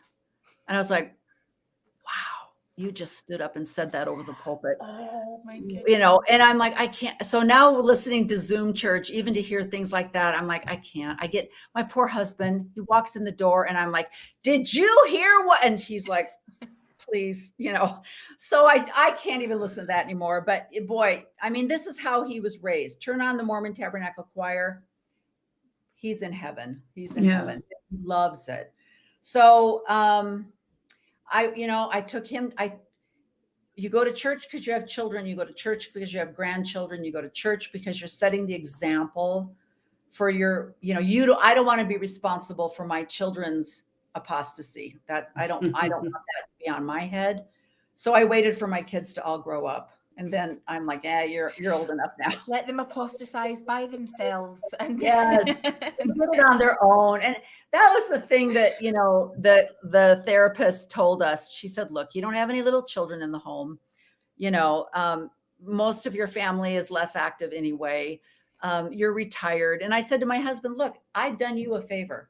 You will never be called into another position of authority because your wife resigned her membership. So I did this for you, honey, because you're retired now and you can relax. He's like, okay. They just opened up the Phoenix, the Mesa temple. They did some renovating. And so they just opened it up again. And they called him and the stake president called him and said, Brother Steelman, I'd like to talk to you about a temple. And he said, well, you might want to know my wife's no longer a member. He goes, oh, I know. He goes, I'm just asking you to help out for the open house of the Mesa temple. You don't have to have a wife to do that. So I'm like, oh, I'm so glad you could do something, honey. So, well, so that's different another for me. real worry, though. Parents who are still caregivers Yep. for their child, you're going to be called to serve a mission one day. You're going to be called, when you're in retirement age, when you still have these kinds of responsibilities. Yeah. These things are fear. And what's really scary, Jane, is I don't know how they work it in Europe, but in at least I think it's pretty much statewide. The states now will pay the parents to take care of their children. I think that must have been part of the ADA Act or something like that. You're called a parent provider. So they can either pay a caregiver to come into your home or they can pay the parent. They're going to do the same amount of work. So that was passed. The problem is my son is fed through a G-tube, which is considered a medical procedure. So the only people that are authorized to do that would be a family member or a nurse. So they don't have nurses that are going to drive out to where we live and feed him every 2 hours. So they're grateful that I'm willing to do this because there is no caregiver out there. So I have a person that watches over all of this and making sure that all of this gets. I literally work for an agency as a caregiver. I sign in and I sign out every day like I'm a caregiver. They call me. If I forget to sign out, they call me and they'll say, were you working with Tony Steelman today? I said, yes, I am. Every day, 24 hours a day. But they had to do that because there were so many people taking advantage of the system, saying that they were taking care of their brother, when in reality, the brother was home by himself and they were out partying. Yeah. So because of the people who take advantage of the systems that are set up to help people with disabilities, like handing out parking placards, benefits, everybody tries to, all of a sudden, I don't know if you guys have an area. Do you have an area in Scotland that is kind of known as like the retired people that are older? They all go to this certain area because there's sunshine and that kind of thing. Do you guys have a place like that? They don't have sunshine in Scotland. Yeah, we don't do sunshine. So yeah, that's yeah. the first Hello. Yeah. Yeah. I know we moved here from the Pacific Northwest and I had a couple of clients when I was doing my interior design and they were from England and they were like, we want color. I'm like, thank you. I know we need color. Guys are gray. There's no sun, anyway, but Scottsdale is kind of known as a retirement. It's like Florida. People retire, they go to Scottsdale because it's sunny and they can play golf every day. It's pathetic. But anyway, so amazing handicap placards. It's like they get handed out on their 70th birthday. Here you go. You have you must need a handicap park. You just park that little sports car and peel yourself out of it and run into Whole Foods and get your groceries and come back in. Why do you need a parking place? You just literally, I sat there one day and watched this older man get out of his McLaren and, long legs, peel himself out of the sports car, walk in very quickly into Whole Foods, go shopping, carry his bags back, put them in the back of his sports car and drive away. I'm like, okay, everybody has a handicap now. So we all need a parking placard. So I don't have a place to park anymore because I can't get them out of the car. So people take advantage of the systems that are set up to help, it's rampant throughout all kinds of different it's systemic through all kinds of different areas. But anyway, where was I going with that? So COVID was a relief to you that you were able to take that step back. Where did that step back take you? Well, so what happened was, so COVID happened. We weren't going to church. I'm listening to every podcast, reading every book, every audiobook I can get my hands on, and I'm learning. And you'll love this story. This is the best story ever. So my husband and I were on our way back from someplace, and I got a text from our bishop, and he said, I'd like to come over and talk to you. And I said, well, okay, but this was before my paperwork. I put my paperwork in. And I said, I just want you to know that I'm in the process of resigning my membership. And he said, oh, that's really sad to hear, but can I come over and talk to you anyway? So I said, is this for me or for my husband? And he goes, it's for you. So he came over. This is a brand new bishop. Our other bishop had been released and he was brand new.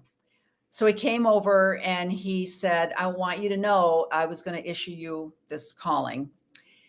And, but when you told me that you were no longer a member, I thought, why did God tell me to call you to this? Because I was praying and I felt so good about it. And he said, I finally decided that God just Heavenly Father just wanted me to let you know that he loves you. I'm like, really? You think I don't know that God, you think I need you to pray in your closet and cry and let me know? I know God loves me. I have a stronger testimony of some kind of a mother in heaven who's watching over her daughters. I still receive revelations I am, as a mother, things pop into my head that I know that there is a higher power that is guiding me. And I have a stronger testimony of, I don't know what it is. I'm not an atheist. I'm not an agnostic. I'm more of a deist where I believe that there is something out there because I recognize humanity and I recognize the similarities that we all have. And there's got to be but I don't know. I don't know what's going to happen and I don't care, but I don't need you to tell me that I'm loved. I know that. I love that. Well done. So I thought that was hilarious. And then what was really fun was sitting back to see who they called to be the person that I was going to be called to. And I'm like, who's second? Who's getting the silver? I don't know who's getting the silver. I love it. But on the other hand, that's another thing. It's like, how do you think I'm going to do that position with a son that I'm taking care of? How do you think that's possible? You don't even know what it means to take care of this child. Just like you guys, you're getting up and you're taking care of your son. You're taking care of your daughter. Have you ever seen a man step off of his throne on the front and go down and take one of his kids and take him out and then bring him back and then go sit on the stand? No, but that's what you see mothers doing, all walking up with a baby on their hip to bear their testimony or conducting primary with a baby on their hip. My daughter, she was in the primary presidency and I was sitting in primary with my son and I watched her get there early, set up chairs, open the closet, get the things set up, and then have to go back and console her son who's autistic and is having a sensory overload in this insane room that's called the primary room. I said, you'll never see this in priesthood. Yeah. I think going back to the whole stand thing, I'm 40 now and I've spent pretty much a whole lifetime in the church. It's very unusual to see a man come off stand, but I can't say in my word, I have seen it once or twice, not very often, but it has happened. So just shout out to anyone who has done that. But like you say, it very seldom happens. And I think that needs to change, because just because you're on the bishopric, even if you're the bishop, if your wife's sitting there struggling with the kids, Yeah. absolutely you should come off the stand and go help your wife. That should be your priority. It's your family, you know? Oh, get off the stand in the first place. We and the congregation is women who are looking round for someone else to sit with, you know. Yeah, look at me. I'm the bishop. I'm, you know, like, not saying everyone's like that, but minister, get down and do your thing. I have found that service in the church can be healing, can be a place where I was able to feel like I was getting a break and it was able to be sort of useful and constructive, until it wasn't. Until it, you know, until you realize that there's actually, I'm paying quite a big price for this service and it's having the opposite effect. And I think that's worth keeping in mind, that it's not an all or nothing thing, that that you can be serving.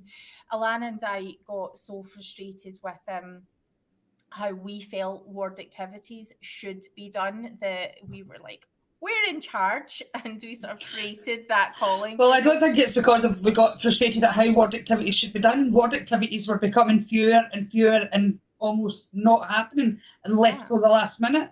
So I stepped in, so I'm like, this needs sorted. I was being tactful, but well, no, right. I don't do tactful. And you know, hugely healing and beneficial until you realize, oh my goodness, I'm exhausted. Ministering. I thought I was so up for, especially because there's women in the ward that I love, that I would love to be able to fulfill that role for. I'm willing to accept a call for, until it came through, and I do not have anything to give you right now. That's exactly what I resent you for asking me to do it. I've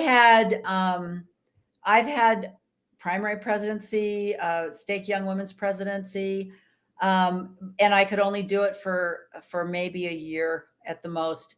And then the primary I could do because my kids were all in primary, but I wanted to do it so badly. And but you do it for a while, and the exhaustion, like you say, of having to find a caregiver so that you could go and do a calling, especially when you have a husband who's also at the church on Tuesday night. And so after a while, it was like, well, he's not quitting. He's the bishop. So evidently I'm the one that has to quit, because I have children I have to take care of. And so there's that feeling where you never get to stretch. You never get to use the talents that have been given you. You're never, I remember there were a couple of times when the missionaries would ask if they could come over to our home and teach a investigator. And I would end up in the bedroom upstairs with my son so that he wouldn't disturb what was going on downstairs. And I just remember sitting in there and going, I've been banished to outer darkness. My husband is downstairs having this spiritual experience with the missionaries and this young girl who's investigating the church. How nice for you. How nice that you have all these stories of the spiritual feelings that you've had. And, and so there's no growth. There's not a lot of growth at that time. And the thing about having children that aren't going to be perpetually children, that are never going to grow up and go away, is that never changes. Mothers of young children, eventually those kids will get into junior high, and they will get a driver's license, and they will get a job, and they will leave home. And then you can maybe pursue a career or a talent or a calling or something like that. And whatever. I know there's women out there, like you say, you read the stories of, what was her name? She was another one of these people with a pedigree. They had 10 children, and she also served in the General Relief Society presidency, and she homeschooled all her kids and all that other crap that you hear. And I'm like, look, I am a realist. I know what it takes to take care of children. Somebody's helping her. She has a nanny, she has a driver, she has a cook, she has a governess, she has something. You cannot be a General Relief Society board member with 10 children at home, homeschooling them. You can't do it. So throw that out the window. And I don't know in your country, but in our country, they just called a woman to be on the Supreme Court. She has 7 children, I think she has 4 biological children. I think 3 of them are adopted. I'm not sure. But one of the things they said about her is she's an attorney. She's an attorney. She has served as an attorney in various different things, very, very, credential. But they talked about how she drove her kids to school and helped out with the parties at elementary school and was such a good mother. And I'm like, no, you can't do it all. You can't do it. You can't be an attorney, work a full-time job. Now you're on the Supreme Court. You have 7 little children. You're driving your kids to school. You're making lunches. You're doing the laundry. You're serving it with the PTA. And then you're going to put on the Halloween party for your kids at school. No, it doesn't happen. So then, like you say, when those kids never grow up and go away, it never happens. So we live lives of invisibility. We become less and less visible in our communities. There's often not places for us or for our children. Could you talk about that for a little? And what do you do? And that was the thing that I like I said, especially when that stake president made that comment that TJ comes to church every Sunday, and I was like, am I invisible? I am completely invisible. And I've said to my husband, I said, I everything that you've accomplished, I said, nobody stands up and says, oh, President Steelman has 6 children, owned his own company, blah, blah, blah. I'm like, you didn't have 6 children. I had 6 children. You get credit for it. I said, you get the credit for it, but you didn't have to really do it. That's called the Santa Claus syndrome. When the dads step in on the weekends, take everybody to Disneyland, then pat them on the head. And, that's the whole Mary Poppins. Pat him on the head and give him to the governess. We don't have governesses, darn it. But that's the thing is you slowly, I would run into people at the store or someplace and they'd say, hi, TJ. And I'd say, I'm sorry, I don't know you. We'd say, oh, you must be TJ's mom. And that's what you become known as, TJ's mom or somebody's mom. And that's who you are. That's your whole identity. That's your skill. That's your talent. That's your gift. That's here's my favorite thing, Jane, you'll love this. He's going to get you to heaven. I'm like, well, he's going to have a hard time now. I want to see this work. I'm going to sit back and watch this happen, because I said that to my husband. I said, honey, it's so good that it was me that left the church and not you, because you're going to get all these other wives. And I said, and you can come down and visit me and your children in the other kingdoms, because they're almost all less active. And, but you and your other wives are going to be so good. So you're good. That's why nobody cares. That's why when the stake president said, oh, I know, Brother Steelman, I heard about that. He didn't care. I don't hold any authority. I'm not going to do anything in the church. It doesn't matter if my husband left the church, this man that has served in all these positions that holds the priesthood. Can you imagine? There would be casseroles and apple pie and home teachers over at our house trying to get him back, trying to missionary him back into the church, but they don't care about the women that leave the church. We don't need you anyway, So that's the invisible part, is like, you're kind of invisible anyway, so it doesn't really matter. Yeah. Women are just in the kitchen popping out children. That's what it's all about, isn't it? Yeah. So why did you leave the church? Honestly, I was talking to my husband about that. And I said, I had left. I told my husband I was never going back to the temple 4 years ago. And because I had struggled with the, because I went through the church when we, gave ourselves to our husbands, he received us, bowing our heads and promising to obey our husbands as he obeys God. And I couldn't do it anymore. I just said, I tried to make it work. I actually became a temple worker because I wanted to obey and I wanted to have a testimony of the temple, but I hated it. It was so misogynistic. And so I thought, well, I'll be a temple worker. And that way I don't actually have to do the ceremonies. I'll be working, doing stuff. And it was fun. There was a time when I must have been doing some work for the dead, but I was a temple worker. So after the veil, when you come through the veil and then you go into the celestial room, I didn't know that going into the celestial room was part of the ceremony. So I left. When I came out of the veil, I just went back into the room where the temple workers sat and waited for their next shift. And they came and got me and said, you have to go into the celestial room. That's part of the ceremony. And I was like, you people have lost your freaking minds. This is crazy. But we moved to Arizona. We went to the Gilbert Temple. I veiled my face. I promised to obey my husband. And I came out and I said, I'm never going in there again. I can't do this. This is garbage. This is not a temple ceremony from God. And he was like, he just goes quiet, when I do these things. So I was already like fed up with this silly stuff, and honestly, it was like a couple of years ago when President Nelson stood up and said that we've always had the priesthood. What are you talking about?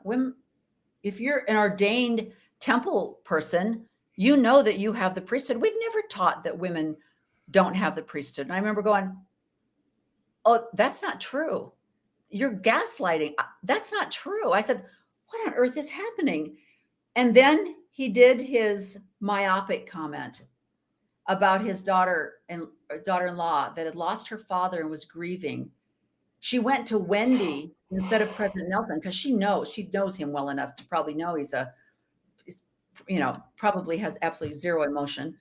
And so he goes to Wendy. Wendy it says, your daughter-in-law is grieving. What should I tell her? Tell her she's being myopic. I was like, what? I mean, right there, I was like, something's happening. What is happening? There's no love. That was cruel. That was a cruel thing to say. And then I started hearing the stuff about the CES letters. And can I tell you, that didn't bother me. The CES letters didn't bother me. I don't care if there's a steel sword. I don't care if there's horses. I figured, come on, it's whatever. Who knows? Who cares? It's a fun story. I loved Ether. I love the faith stories. It's a happy, happy little book that you can read. And so that didn't bother me. But when I read the biography of David O. McKay, and I saw the way men who were leading the church astray were allowed to continue to do that.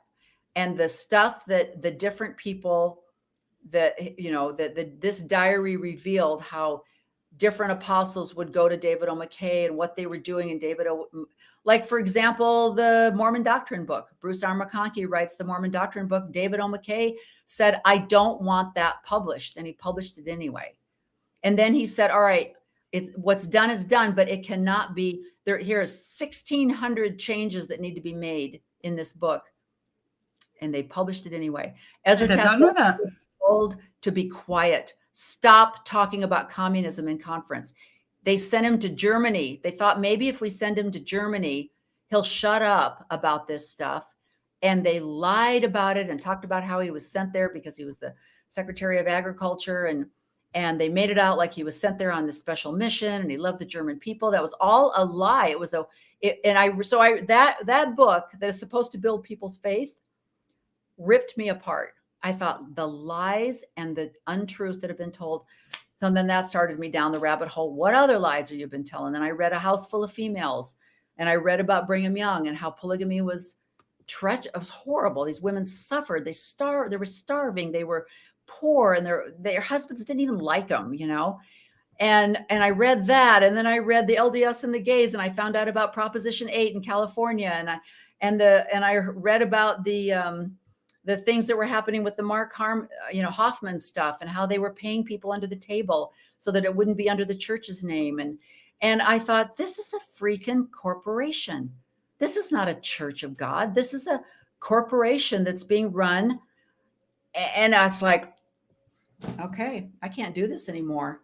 And so it was years and years of simple things, stupid things like firing all the janitors and telling women, who else is going to go clean the church? The guys are all at work, right? So when you're done cleaning your own home and baking bread and taking care of your 10 children, could you go over and please scrub the toilets over at the church? Because to save money, we're going to fire the janitorial service in the church. Do you hear how ridiculous that sounds? To save money? How much money did it have? Alana, it was giving you opportunities to serve. I mean, come on. But it wasn't like, I don't want to be trailing my daughter down to the church, and trying to occupy her while I'm trying to clean toilet. I mean, I remember we had the same cleaner in our building for, how many years, Jane? She was there for a long time. And that poor woman was devastated when they took her job from her. Devastated. They lost the job. Yeah. Devastated. Yeah. Same thing. We had a wonderful couple when we lived in this tiny little ward, and they were farmers. And they supplemented their income and they were so proud of what they did. And they would go up to people and they would say, you get your hands off that door. I just cleaned that door, and then they canceled the church service and they lost insurance. They lost all kinds of stuff, but I don't know. So it was years and years coming, but my daughter-in-law joined the church. They went, you want to hear something to be ashamed of. So my son was less active. He got married to this wonderful girl. They have a baby. She had been raised in a good Christian home. And she said, I want to go back to church. And he said, well, I can't go to another. I've never gone to another church. She goes, I'll take the discussion. So they took the discussion. She was baptized. A year later, how there's such this rush to get them through the temple. And it was like, okay, it's been a year. You got to go through the temple. And she was pregnant. But the baby wasn't due, until, I don't know, sometime. So we'll go to the temple the 1st of December so that you can get there before the baby's born, And I'm part of this whole thing. I'm right there saying, we got to go to the temple, And she has the baby early, but I'm like, okay, I am like pushing her to go to the temple like a week after this baby's been born. That's how obedient, and I'm following this protocol the way it is. So they go through the temple. She's got a brand new baby. It's chaos. And she's just, and then because they're also living in a downtown urban ward that's struggling, they put her in the primary presidency. And she's never been to primary in her life. She doesn't know how the primary program works. And she's overwhelmed. My son now is taking a calling. He's working in young men's. Now he's working. They are reliving our life. I am watching them relive our life. He's gone all the time. She's like, I'm not putting up with this, because she wasn't raised in the church. And so, they finally left. And one of her biggest things was polygamy. And I said the same rhetorical crap that everybody, oh no, polygamy was just so that they could take care of the widows and build up the community. When they got out to Utah, they had to rebuild the community. I gave her all that crap. I didn't know my own church. I didn't know my church history. I just took care of kids and listened to conference. So, and that's the sin, is that we don't know our own church. We don't even know what we believe in. So I love that. We don't know our own church. Yeah. I completely agree. Is there anything you think that would bring you back? Boy, I don't know. There'd have to be so many changes that would completely change the gospel frame. The architecture is so set up to be, and there's so many people that you cannot disparage the good things. The fact that our kids learned the things that they learned by going to church every Sunday, these are good things. Richard Rohr is a Franciscan priest. You guys, yeah. He teaches about the different stages of faith. And he even admits that the Mormon church is probably one of the best places to go through stage 1. But eventually you have to move on to the adult phase of your faith, which is when you question and when you say, that doesn't really make sense. And he questions his own faith, but he loves it. He loves his Franciscan Catholicism. But he says things the way they are, because you can do that in the Catholic Church. You can still be Catholic, and you go to catechism to learn what those rituals stand for. So when you go through the rituals, when people go to mass, they know what those symbols stand for. In the Mormon church, we say they're symbols. When you go to the temple, the more you go, the more you'll understand. And then when you ask somebody, like when I was made a temple worker, I was told you can go ask the temple matron anything you want. So I said, why do we veil our faces? She goes, I don't know. So where's the symbolism? You don't even know. Nobody knows what this symbolism is that we're all supposed to secretly find out on our own through prayer and fasting and attending the temple every day. And it's like, you don't even know what it is. Do you still consider yourself Mormon? No. And, again, I think it was easier for me to leave because I was raised Methodist until I was 12. My biological father was not a practicing Christian. His brothers and sisters were all the best, down to earth, good people you'd ever want. And they smoked and they drank and they played poker, but they would help you. They would go over and help their neighbor in a heartbeat. They didn't have to be told to stop and help somebody change the tire on their car. They just knew that that's what you did. That's how, that's how people with a conscience, I think when they talk about the light of Christ that everybody has, it's that humanity that you're supposed to go and help somebody. And they did that. They showed me more Christianity than a lot of the things that are you're obligated to do, like ministering. You don't do that out of love. You do it. We live in a neighborhood right now. Nobody is a member of the church, And when anybody down the street finds out that somebody has COVID or somebody's sick, food right over there. How are you feeling? A text, can anybody take me to the airport? Heartbeat. They don't need a handbook like Elena was saying. They don't need a handbook to tell them how to be a good neighbor, how to be loving, how to look past people's quirkiness and love them. They don't need that. So I don't see any reason to go back. Like I said, my boys are all less active. Evidently, the one in the wheelchair that's nonverbal is guaranteed to play. So I'm not worried about him. My husband's going to be given other women. So I'm good. He's good with that too. So no, he's not really, but so, and he and I our marriage is better than it's ever been before, because I know now, because of what he's done, the fact that he stayed with me, that he loves me, that his love for me is not tied up with the church. And so I now, I'm working through my resentment. I'm working through all the things because I know now where he stands in our relationship. And so I don't know, our life is better than it's ever been before. I would see no reason to go back. I can't ever imagine anybody apologizing. I can't ever imagine 6 women being put into the apostleship. I can never see that happening. So, and you know what? When women say we need, there were only 2 women that spoke at the last conference. I'm like, thank you. I don't want these crazy women speaking at conference. They start talking to you like you're 3 years old. They go into their baby voice. I want to scream when these women talk. If you want to let somebody that, has some critical thinking speak, yeah, that sounds good. But they don't have any authority. Even the General Relief Society, they're all under the umbrella of the priesthood. All they're doing is throwing up crap that, they're quoting each other, and then they talk to you in a baby voice. So it's like, no, I don't want to hear any more women talk, I love this. I if absolutely love this. If they want to invite Brene Brown to talk at conference, let's take that. Then I'd love, that's what we need, So I think our poorly Daisy is I think we need to get done. You people are done, right, Daisy?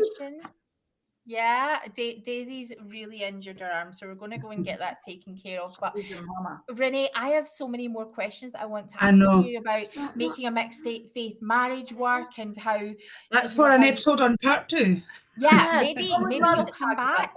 That would be wonderful. Back. We'll talk about it. No, oh, that would be I'm so serious good. Because it's hard because I do get frustrated, and but that's what I'm doing is I'm bringing up old resentments, And I'm learning, he's learning to listen. I have to learn to let go of old resentments. And he's, I've got like the gun pulled back. And it's like, if he just does one thing, like I'm going to go over and clean the church, I'm just like, and I kind of let him have it. And he's taking it so well. He's being so patient with me.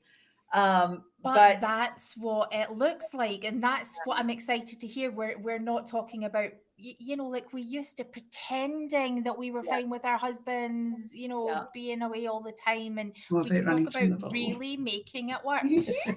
So yeah, if you would be up for it, let's arrange. I would do that in a heartbeat. Before we let you go, could you tell us a little bit about, you have a podcast, right? I do. And I'm just trying to find a picture of my little, okay, this is a picture when she was younger, but this is my, oh, wait. This is my granddaughter that you look like, sweet Daisy. That's a granddaughter. Do you see their similarities? Like twins. Oh, now she's like twins now. So that was a long time ago. But anyway, so yes, I have a podcast. It's called She Became Visible. And I was really inspired because I have a friend that lives in London, and she decided to let her hair go gray, cut it in this fabulous mohawk. And she said, when I would walk the streets with my brown hair, it was like nothing. And then she said, I let my hair go gray and I shaved the sides, and she's got this pompadour that's going up. And she said, suddenly I became visible.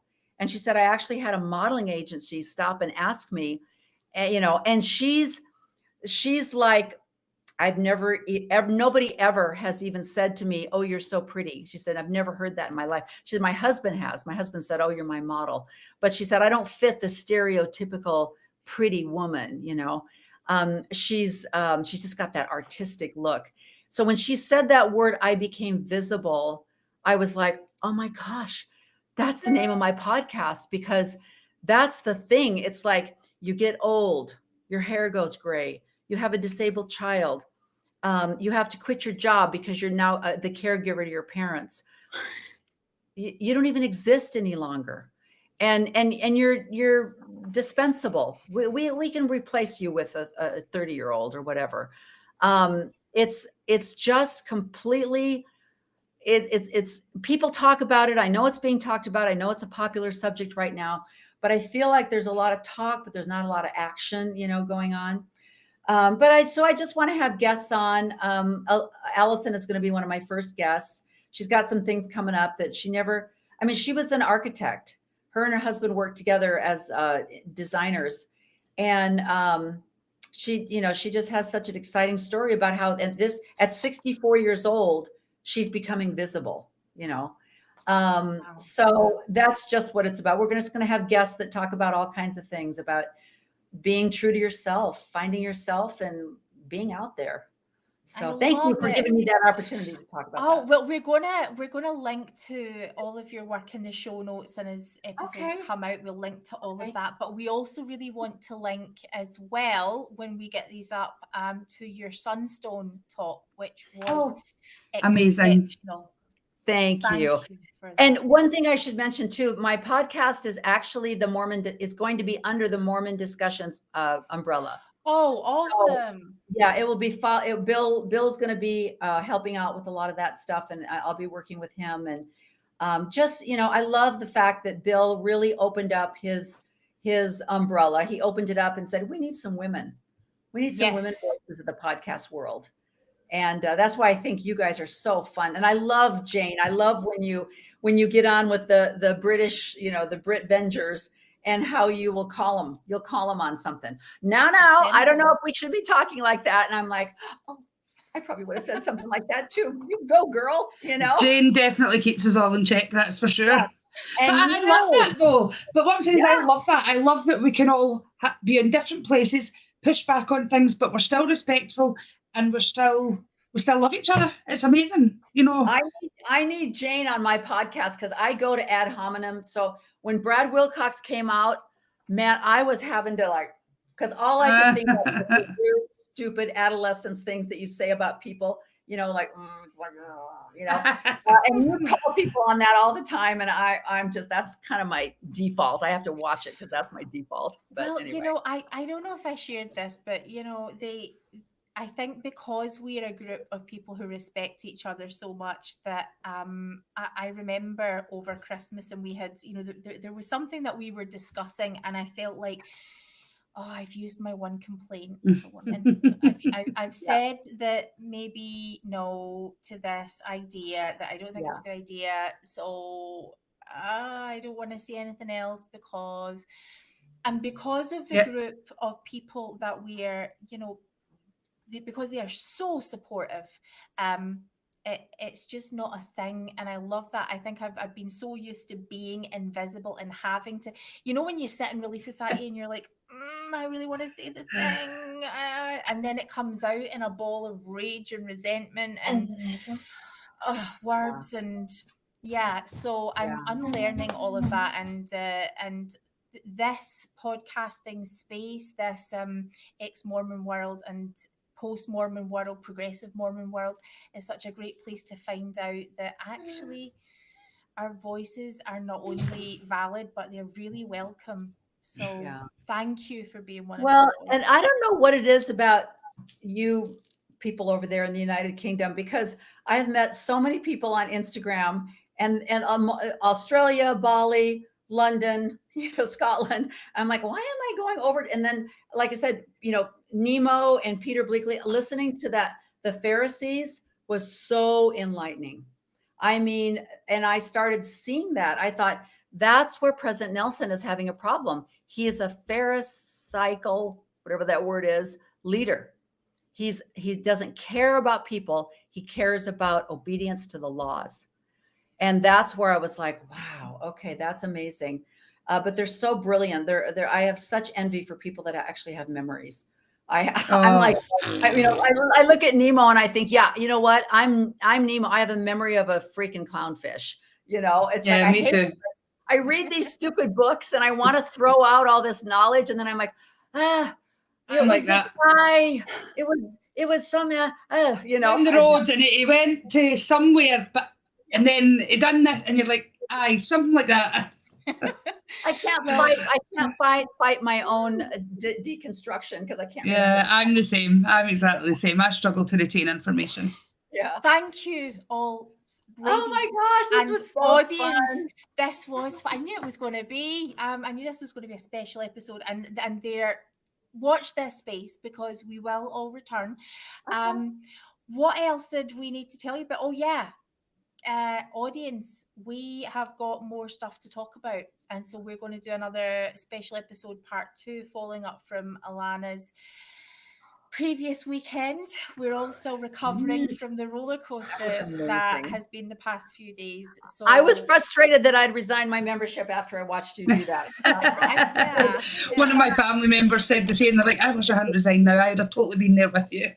Yeah, but we have. I think this Sunday we're going to be talking about some issues from a believing member approach that I think is going to be. Well, it is. It's going to be a little bit controversial. So it's an episode we're going to ask you to come along, support us. It's this has been a roller coaster couple of weeks, and it's going to continue on Sunday. So please come and help us be brave and bold and all of those things. Daisy, are you good? Do you have any final words that you want to share with Jen's us? asking, do you have anything you want to share with anyone? Do you want to give a thumbs up? No. We hope your arm feels better. Yeah. Be sure and put on the text or something. Tell us how Daisy's arm is. Bless your arm, child. But in the meantime, Renee, thank you so much. And Elena, you can give her a blessing. Bless your arm, child. What's that? I could if she allowed me to. Yeah. So Renee, we want to thank you for everything. You ladies need to go to bed. I don't know how you've stayed. Oh, this is early for me. This is early for me. we're going ahead. And we will, I tell you what, we'll save blessing your journey for the following episode to make sure that that we set that up, because we would like to properly bless your journey. Absolutely. Okay, everyone, we will see you all super soon. Don't forget to find us in the usual channels. If you're joining us on Spotify, you can now visually see us. We're uploading video podcasts. Find us in all the usual places, and don't forget, please get in touch, because we love to hear from you. If you have any questions for Rene or any of the Brit Vengers gang, Alana or myself, then just give us a shout out. You know how to get us on social media, people. Be good and have a great rest of your week. Bye. See you all soon. Bye, everyone.